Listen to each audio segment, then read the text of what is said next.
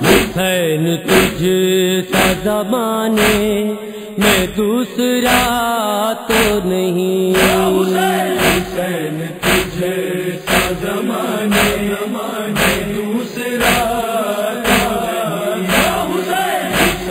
के शहजादे ने बिलाल, खानदाने हलका के शहजादे ने बिलाल, हंसते आईने सखावत को मिसाली कर दिया, हंसते आईने सखावत को मिसाली कर दिया। जब कहीं भी दीन खालिद को न मिल पाई हवा, जब कहीं भी दीन खालिद को न मिल पाई हवा, अरे बेज़बाने अपने गहवारे को खाली कर दिया।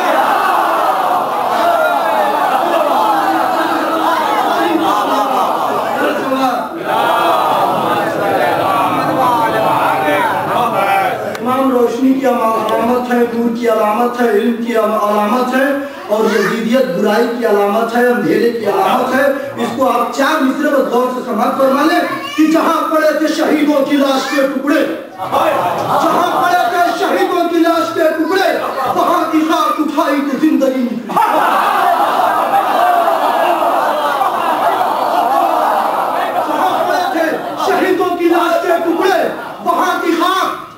तो जिंदगी निकली। अरे गुरूब हो गया सूरज भी अलविदा कहकर, गुरूब हो गया सूरज भी अलविदा कहकर, मगर हुसैन के खैमे से रोशनी निकली।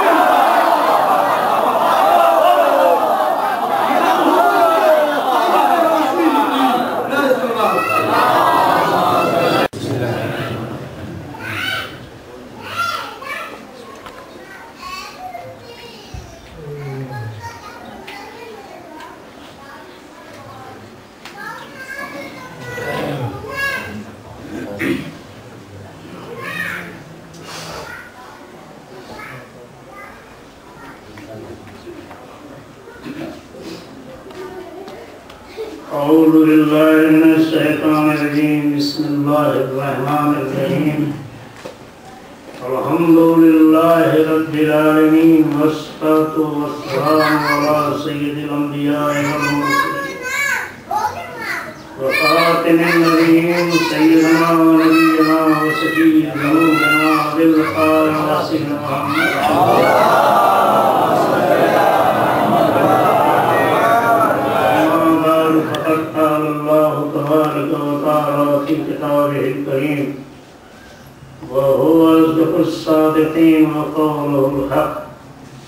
बिस्मिल्लाहिर्रहमानिर्रहीम, कुन्तु कंज़न मख़फ़िय्या सवादिल्ला।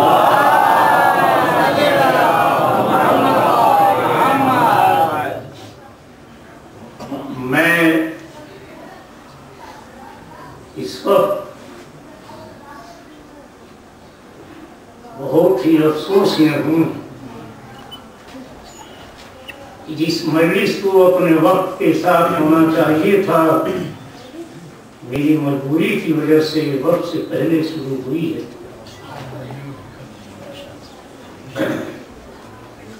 परवरदिगार आलम अपने सिलसिले में ये इरशाद फरमा रहा है कि मैं छुपा हुआ खजाना था, चाहा कि पहचाना जाऊं। न जमीन का काफी फर्श था, न आसमान का एक शामियाना था,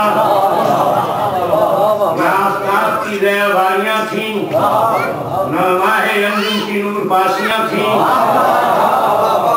न फिजाओं की सरगर्मियां थी, न हवाओं की सरमस्तियां थी, न पहाड़ों की सरबुलंदियां थी, न शब्द शादाब घाटियां थी, न तैरे हुए समुद्र थे, न बहते हुए दरिया थे, न पैरों की खुशनुमाइयां थी, न दरिंदों की बदमारानियां थी,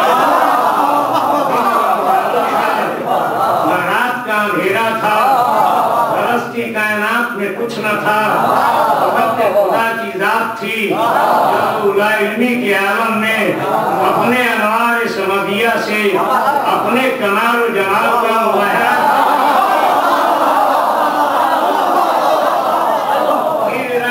धरस से एक जौहर नूर खल्क हुआ। उस नूर के हिसार में अनवार के 13 नूर चमकने लगे।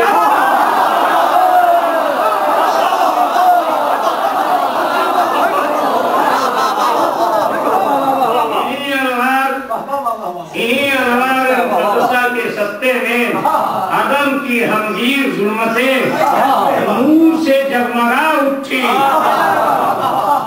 खुदा को पहचानवाए कौन? जो खुदा को पहचानता हो वही पहचानवाएगा। आने वाले जब कुछ छुपा हुआ खजाना था तो अपने पहचानवाने का इंतजाम क्या किया? तो खुदा का इरशाद हुआ, ये मेरे हबीब, अगर आपको पैदा न करना होता तो अफलाक न होता, यानी न ये जमीन का फर्श होता, न आसमान का शामियाना होता, न आफ्ताब व महताब होते, न चमकते हुए सितारे होते, न ठहरा हुआ समुंदर होता, न रवा दवा दरिया होता, न ये लहलाता हुआ चमन होता, न लचकती हुई शाखें होती, हुए फूल होते, न जनादे आदम आते, न आदमियों का सिलसिला चलता, न किश्ती का बनना मिलता, न जनादे इब्राहिम आते, न नाले नमूदी का पता चलता, न जनादे मूसा आते, दरिया में रास्ता बनता। गरज की कायनात में कुछ न होता अगर ये न होते। ये परवरदिगार आदम को भेजा, शीश को भेजा, इदरीस को भेजा, इलियास को भेजा, मूसा ईसा को भेजा। हर एक ने आके आखिरी नबी के आने की खबर देता रहा। और आप जानते हैं दुनिया का दस्तूर है कि जब कोई मुल्क का अजीम शख्सियत आने वाला होता है तो इंतजाम उसी एतबार से किया जाता है। उससे पहले उसके छोटे छोटे हुक्मरान आते हैं, खबर देते जाते हैं, बताते जाते हैं, मालूम होता रहता है अब वो आने वाला है। आदम खबर दे गए, इदरीस खबर दे गए, मूसा खबर दे गए, ईसा खबर दे गए, हजरत इब्राहिम खबर दे गए। एक पालने वाले हमारा तो ये दस्तूर है कि जिसके इस्तेमाल में जो कुछ इंतजाम किया जाता है आने के बाद इंतजाम खत्म कर दिया जाता है। जब तक तेरा नबी नहीं आया था जमीन का फर्श बाकी था, आसमान का शामियाना बाकी था, आफ्ताब महताब रोशन था, सितारे चमक रहे थे, दरिया रवा दवा था, चमन लहरा रहा था, कलियां लचक रही थी, फूल शाखें लचक रही थी, कलियां मुस्कुरा रही थी, फूल महक रहे थे। लेकिन जब तेरा नबी आके चला गया तो जमीन का फर्श क्यों बाकी है, आसमान का शामियाना क्यों बाकी है, कायनात क्यों बाकी है? तो अल्लाह का ये इरशाद है कि अल्लाह का ये इरशाद है कि हक आया, बातिल मिट गया, बातिल मिटने ही वाला है। और पैगंबर इस्लाम का इरशाद है, मेरा अव्वल भी मोहब्बत है, आखिर भी मोहब्बत है, सबके साथ मोहम्मद है सल्लल्लाहु।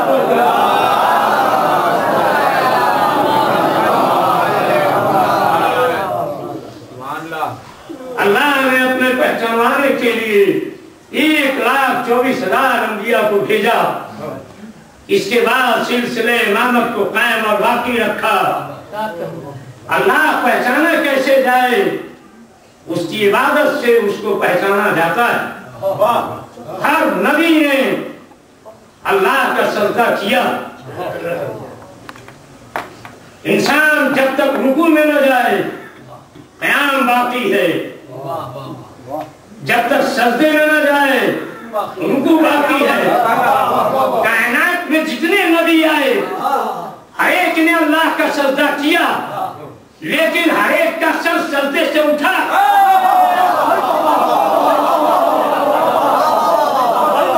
हर एक ने सर सजदे से उठाया, लेकिन नवासे हुसैन इब्न अली ने ऐसा सजदा किया कि सर तन से जुदा हो गया, लेकिन सजदे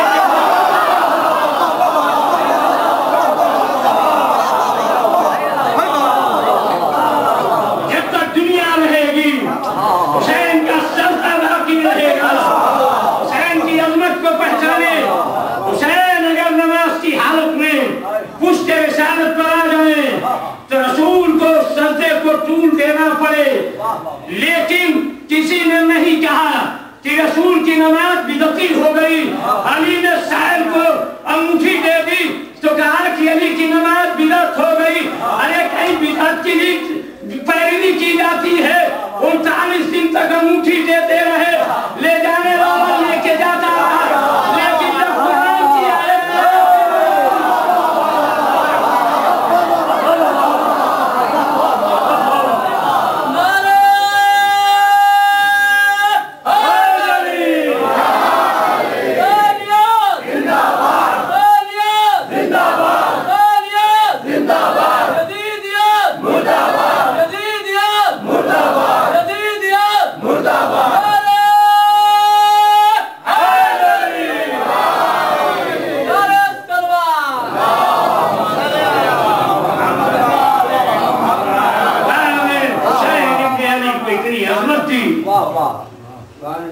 ज़ियारत हुसैन की पढ़ेंगे, 1,24,000 अंबिया की ज़ियारत का सवाब मिलेगा।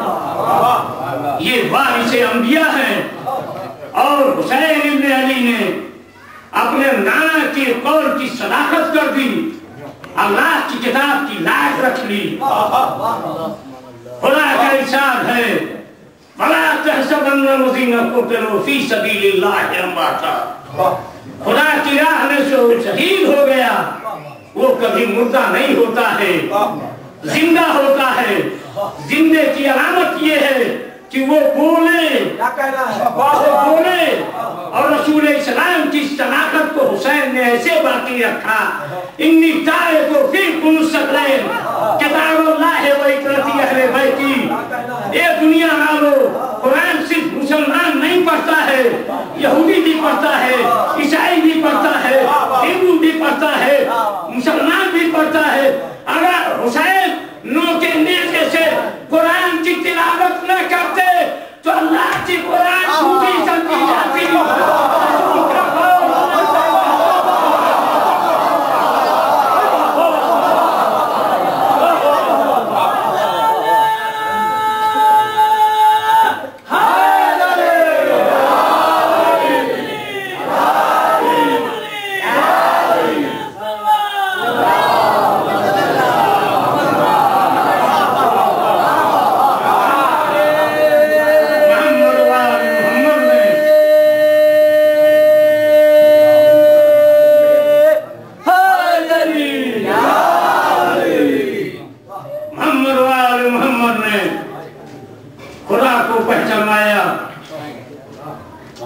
जैसे बेसते रिसालत को अली का इंतजार था, उसी तरह दाम करबला के लिए हुसैन को अली असगर का इंतजार था।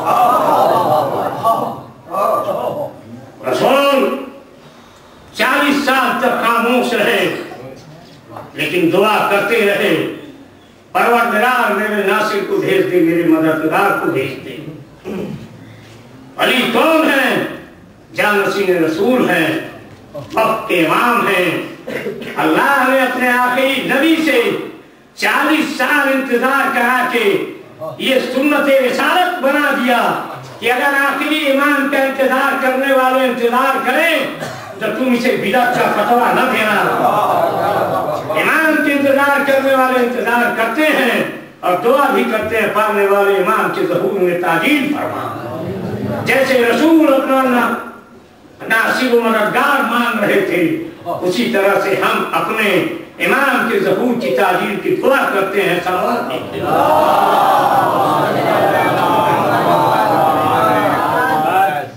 हुसैन पर एक कुनास था, खुदा कुनास था, हुसैन दीन बचाएगा।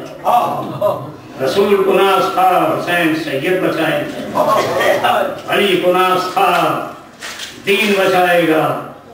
फातिमा कुनास था, मेरा लाल पूरी कायनात को बचाएगा। हसन कुनास था, मेरा किया मेरी सुलह का नतीजा हासिल करता। हुसैन इब्न अली से यहूदी नहीं लड़ा है, नसरानी नहीं लड़ा, दीन वाले लड़े हैं, तौहीद का कलमा पढ़ने वाले लड़े हैं, रसूल का कलमा पढ़ने वाला लड़ा है, इस्लाम का मानने वाला लड़ा है। अफसोस इस बात का है कि दोनों मुसलमान हैं, पता कैसे चले हक क्या है बातिल क्या है। अच्छी बात है, वाह। पैगंबर इस्लाम की हदीस है, अल्लाहुम्मा बिल हक है सुमाका। ये पालने वाले हक को उधर मोड़ना जिधर अली हुए, ये नहीं इरशाद फरमाया कि अली को उधर मोड़ना जिधर हक हुए। मालूम हुआ अली हक के मोहताज नहीं थे, हक अली का मोहताज। अली नफ्स से कदम बनाते जाए, हक भर के सामने आता जाए। और बाप का वारिस बेटा होता है। जब अली हक पर हैं, हसन भी हक पर हैं, हुसैन भी हक। करबला की जंग दो बादशाहों की जंग नहीं थी, दो हुक्मरानों की जंग नहीं थी, दो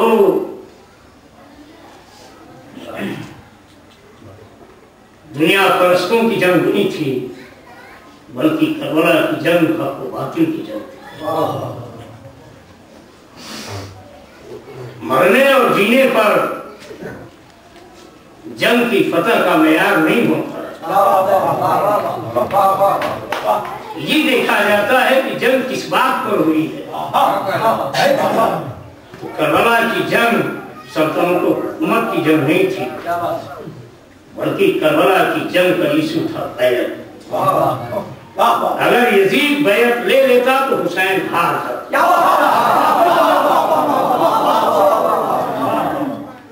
और जब बैत न ले सका, हुसैन ने बैत न किया, तो हुसैन जीत गए। हार जीत का पता कैसे चले?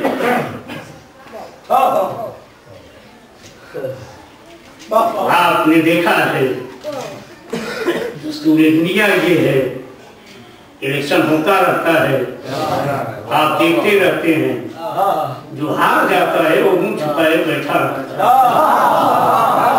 जो जीतता है उसकी जीत का जुलूस निकालता है। वो जुलूस में वो रहे या न रहे, उस जुलूस में जीतने वाला रहे न रहे, चाहने वाले उसका जुलूस निकालते हैं। आज आप जहां तक जा सकते हो दुनिया का तलाश करके देखें, कोई ऐसा किस्सा, कोई ऐसा गांव, कोई ऐसा शहर, कोई ऐसा सूबा, कोई ऐसा मुल्क न मिलेगा जहां हुसैन का जुलूस न निकला।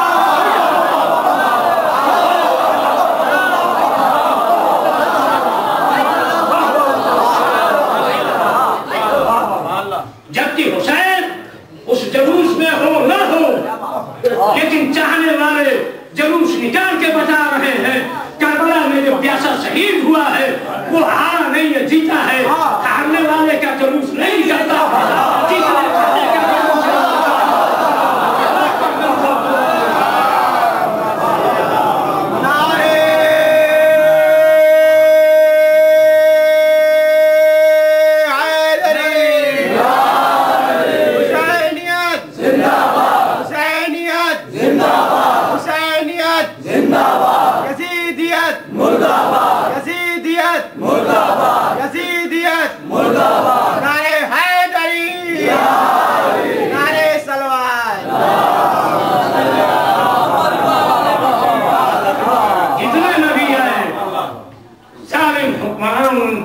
किया, उन्हें अज़ियत पहुंचाई, उनका कत्ल भी किया, आने से टुकड़े टुकड़े भी किया। लेकिन इमाम हुसैन अलैहिस्सलाम ने ऐसी फतह हासिल की कि हाथों में हथकड़ी थी, पैरों में दिल थी। यजीद की जुर्रत और हिम्मत न होगी कि भय तलवार में सलाले बैत करे।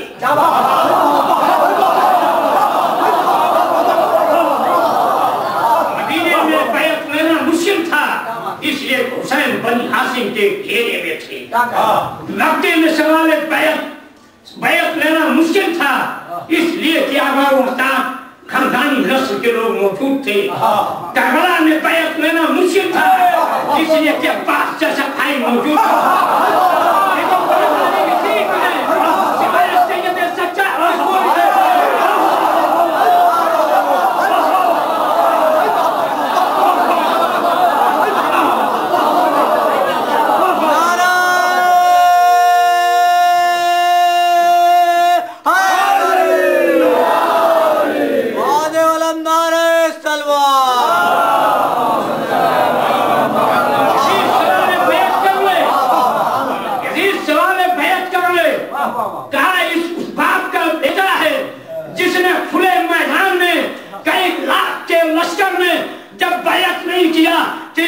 दरबार में उसका बेटा जो करबला के मंजर देख के आया है, एक बार नहीं देगा।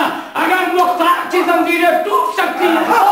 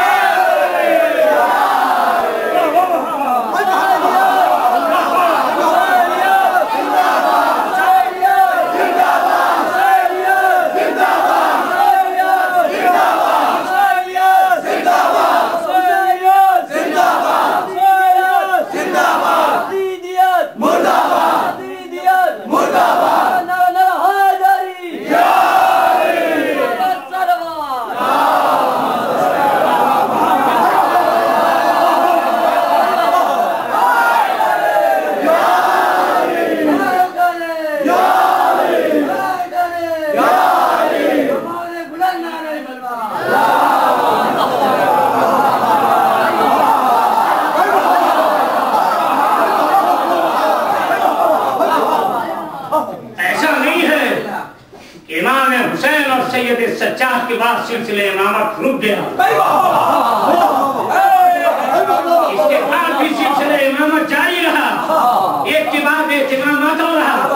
ऐसा नहीं कि जालिम का नेशो निशान बिक गया हो, हर इमाम के दौर में जालिम होता रहा, लेकिन इमाम हुसैन ने ऐसी फतह हासिल की जिनकी नस्ल से किसी की हिम्मत न भरी।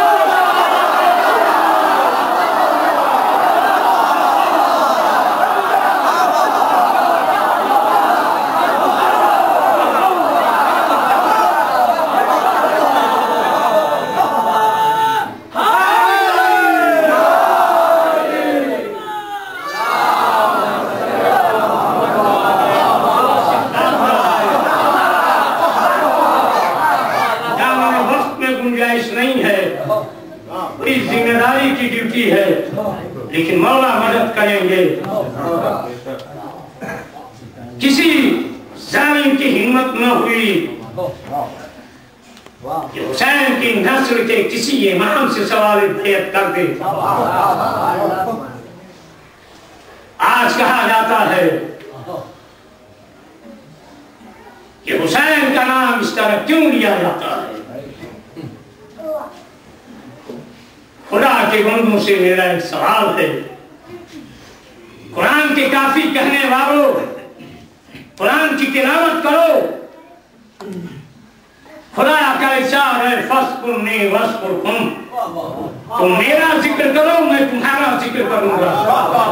मैं ये नहीं कहता कि 1,24,000 अंबिया है, खुदा के जिक्र में कोई कमी की हो, हर एक ने जिक्र किया है, लेकिन जैसे हुसैन ने खुदा के जिक्र को बाकी रखा, आदम ने रखा,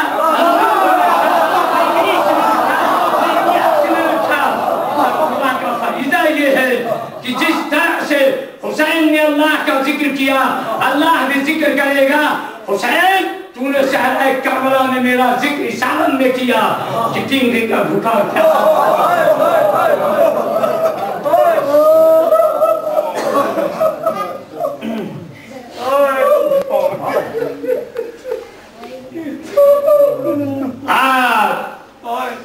दुनिया का जर्रा जर्रा हुसैन का मातम कर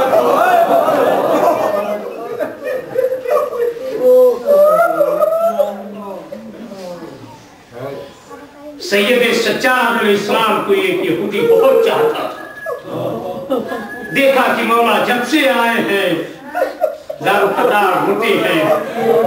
उसने सोचा खुशी के मौके पर खुतनामा पेश करें, इमाम कबूल कर लें, शायद चेहरे खुशी के आसार आया। दस्ते किया मौला खुशी का मौका है, बड़ी तमन्ना खुशी। इमाम ने कहा जब से मेरा बाबा करबला में शहीद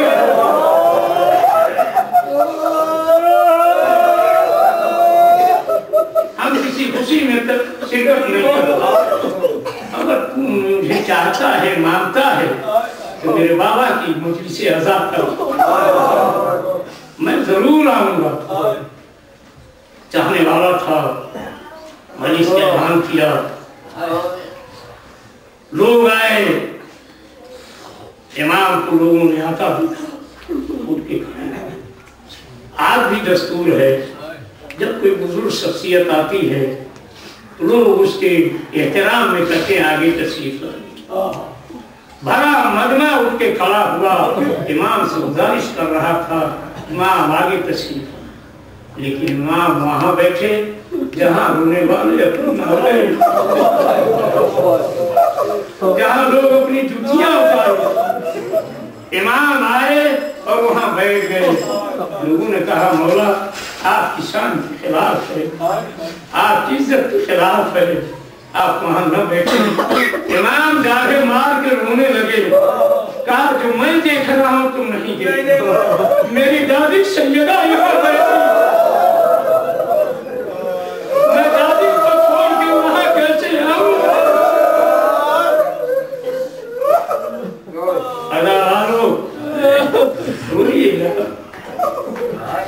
हदीस में मिलता है कि मुसलमान का जब कोई बच्चा मरता है तो जनाबे हाजरा के सुपुर्द किया जाता है, लेकिन जब हुसैन के चाहने वालों का मासूम बच्चा मरता है तो जनाबे सैयदा के सुपुर्द किया जाता है।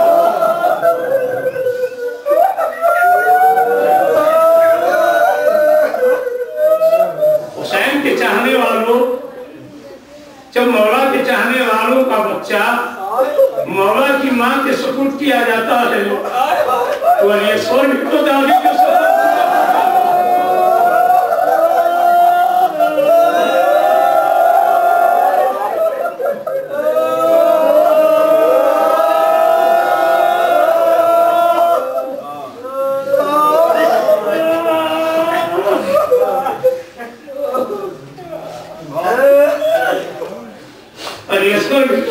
के पास पहुंचा होगा, खुदा किसी दादी को ऐसे पोती को गोद में न लेना पड़े जैसे फातिमा सुहरा फितरत का तकाजा है। जब कोई बच्चे को गोद में लेता है तो प्यार में, मोहब्बत में कभी उसकी पेशानी को चूमता है, कभी रुखसार को चूमता है, कभी दहन को चूमता है। दादी के पास ऐसे आलम में पहुंचे इस वतन से जुदा है। फातिमा ने अपने लाल को देखा, बड़े गौर से देखा, कटी हुई गर्दन को चूमा और एक मरतबा जो सीने का जख्म देखा, कहा ए लाल अभी तो मैं अकबर के सीने के गम को देख कर रो रही थी, ए लाल नीचे गजब हो गया, तेरा गला भी कटा, तेरा सीना भी छिला।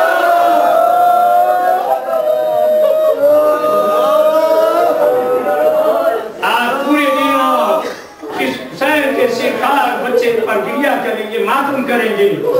बस इस वक्त थोड़ा सा मसाइल ताकि मजलिस हो जाए।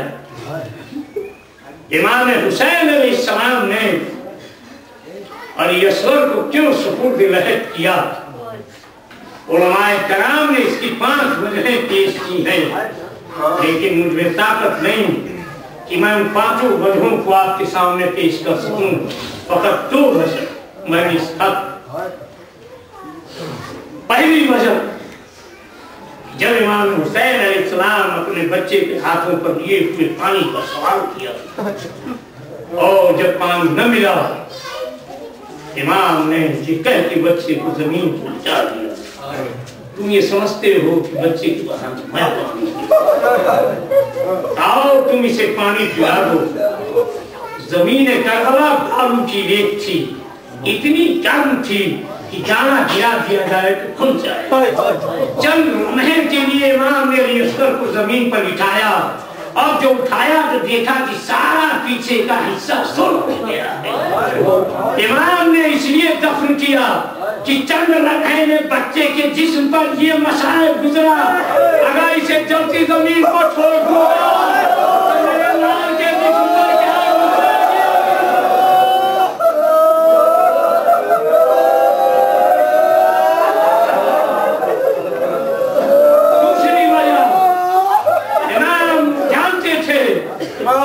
क्या लाशों को पामार करेंगे। क्या लाया?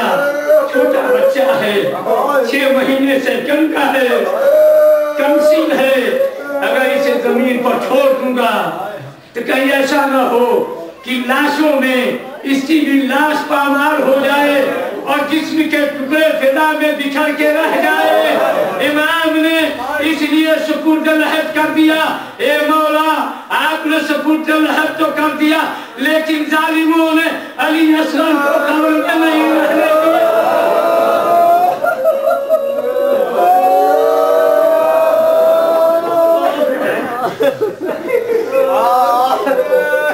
ऐसा शुजा और बहादुर था। इमाम हुसैन ने अपने पहले इसको रखा, सबके आखिर में रखा। इमाम से किसी ने पूछा, मौला आपने अपना इसे पेशेमा क्यों बनाया? कहा जिसे जितनी प्यास बर्दाश्त करने की कुव्वत थी मैंने उसे उतनी देर तक रोका। मौला अब्बास से ज्यादा प्यास बर्दाश्त करने की कुव्वत है, अली अब्बास से ज्यादा प्यास बर्दाश्त करने की कुव्वत अली असगर में।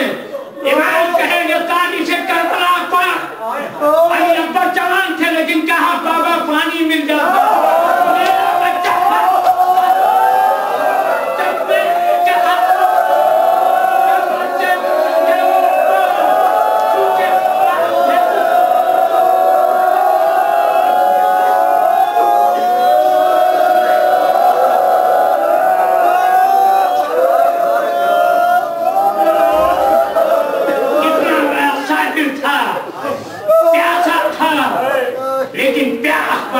करने की कुव्वत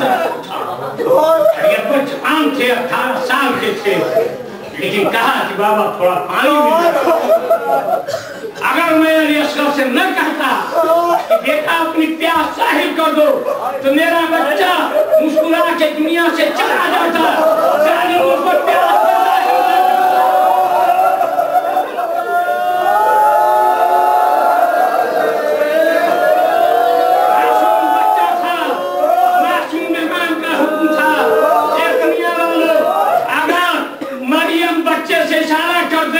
तो कलाम ईसा कर सकते थे। अगर हुसैन कलाम की इजाजत देते तो अली असगर भी दुश्मनों में बोलते, लेकिन प्यास का जाहिर करने का हुक्म दिया था, इसलिए प्यास जाहिर किया। जालिम ने वो तीर मारा कि अली असगर का गला छिदा।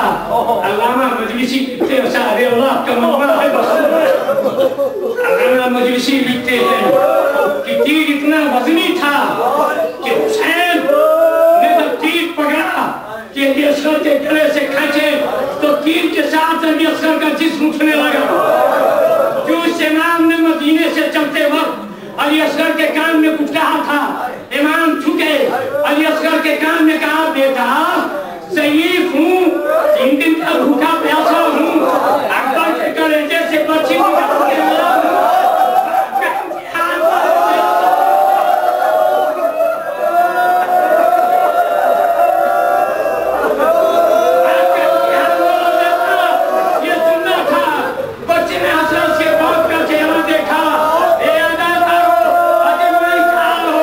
बाबा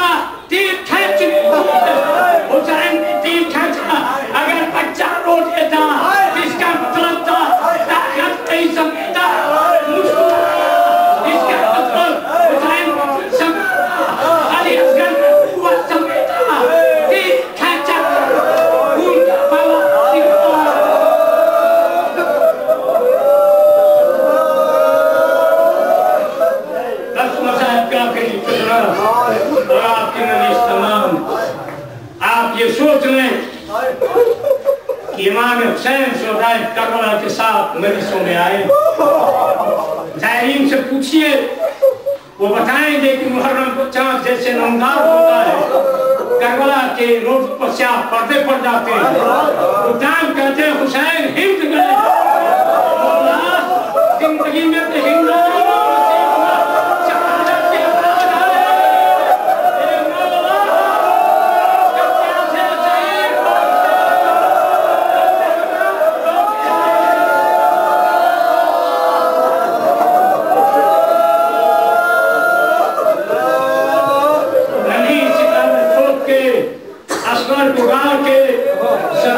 खड़े हुए दामन को उठा के इमाम ने पामारी का ख्याल करके सबको कर दिया। लेकिन इमाम की शहादत के बाद बस इमाम की शहादत के बाद जब सरहाए शोरा शुमार हुआ, एक शर्त मौलवी साहब ने हुक्म दिया कि हुसैन जिस बच्चे को दामन में छुपा के लाए थे उसका भी साथी पूरे नेजा किए हुए घोड़े पर सवार हुआ और ज़मीन करबला पर नेजा चुभो चुभो के लिए की कब्र तलाश करता। एक जगह उसने नेजा चुभोया, चुभोने के बाद जो खींचा तो जमीन को चीरता हुआ यसर का लाशा बाहर आया। फिजा ने इस मंजर को देखा, देखने के बाद नवाब से मुखातिब हुई, नवाब अब तेरे बच्चे की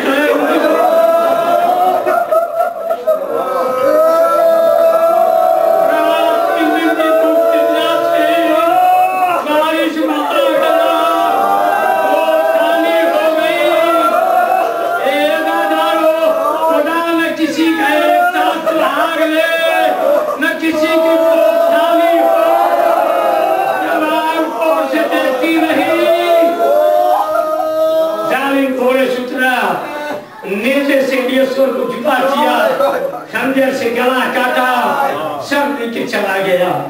जनाबे रवाब थी, लड़खड़ाती हुई मैदान की तरफ चली, कभी गिरती थी, कभी संभल के उठती थी, इसकर के पास पर पहुंची, उठाया, माँ की ममता तड़प उठी। ये अदादारो, खुदा न करे किसी माँ को अपने बच्चे को इस आलम में गोद में लेना पड़े जिसका सब तन से जुदा हो। आपने लिया, अपने सीने से लगाया और तब में ठोकर खाने लगी। अमीर इब्न मुस्लिम कहता है कि मैं हैरत में था कि हुसैन जिस बच्चे को दामन में छुपा के लाए थे, कभी ठोकर नहीं खाए थे, कभी ठोकर नहीं खाए थे। ये कौन बीवी है जो बच्चे को गोद में लिए कभी चलती है, कभी रुकती है, कभी ठोकर खा गिरती है, सपनती है, उठ के खड़ी होती है। वो गौर से देखता रहा। जनाबे रवाब तलाश करते करते वहां पहुंची जहां एक तरफ अब्बा का लाशा था, दूसरी तरफ कासिम का लाशा था। अल्लामा मजलिसी लिखते हैं कि हुसैन लाशों के दरमियान में बैठ के इतनी जगह बना रहे थे कि